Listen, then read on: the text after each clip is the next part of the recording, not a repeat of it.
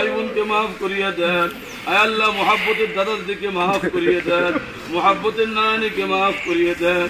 আয় আল্লাহ যাদের ভালোবাসা, আয় আল্লাহ আমরা লালিত পালিত হয়েছি, আল্লাহ যাদের কোলে পিঠে আমরা বড় হয়েছি, মুহাব্বতের দাদা দাদু, মুহাব্বতের নানানু, আল্লাহ আপনি তাদেরকে মাফ করিয়ে দেন। আয় আল্লাহ তাদের কথা তো আমরা সকলেই ভুলে গেছি। আয় আল্লাহ ছোট্টবেলায় তাদের সহযোগিতায়, তাদের দয়া মেহেরবানিতে আল্লাহ আজকে আমরা সুঠাম দেহের অধিকারী মানুষ হয়েছি, অনেক জ্ঞানী গুণী হয়েছি, অনেক বুদ্ধিজীবী হয়েছি, অনেক শিক্ষিত হয়েছি। আল্লাহ সমাজনীতি, সমাজ প্রতিনিধি হয়েছি মালিক।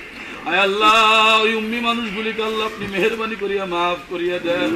আয় আল্লাহ এতিম নবীর খাতির আল্লাহ আপনি মাফ করিয়া দেন।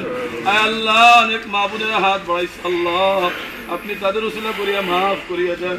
আয় আল্লাহ অনেক মা বোনের অনেক নেক আমল করে, আয় আল্লাহ তাদের উসিলা করিয়া মাফ করিয়া দেন।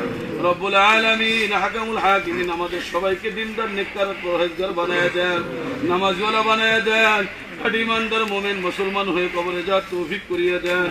রব্বুল আলামিন দুনিয়া থাকার জায়গা না মালিক, দুনিয়াতে থাকা যাবে না, জানি না কবে কখন মালাকুল মউত মৃত্যুর পরাণে আমাদের সামনে হাজির হয়ে যায়।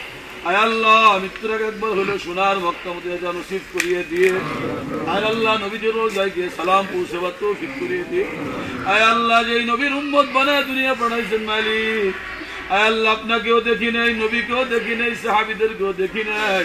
আয় আল্লাহ নবীর রওজা জিয়ারত না করাই অন্ধকার করো, আমাদের কাউকেই ডাক দিয়েন না। আমিন। আয় আল্লাহ আপনার ঘর বাইতুল্লাহ শরীফ তওয়াফ না করে আমাদের অন্ধকার কবরে ডাক দিন। আমিন। আয় আল্লাহ মালাকুল মউত যেই দিন আমাদের সামনে হাজির হয়ে যাবে দান কবজ করার জন্য, ওই কঠিন ভয়ানক অবস্থার মধ্য দিয়ে আমাদের সকলের জবানে পড়ায় দিয়ে মধুর কালিমা লা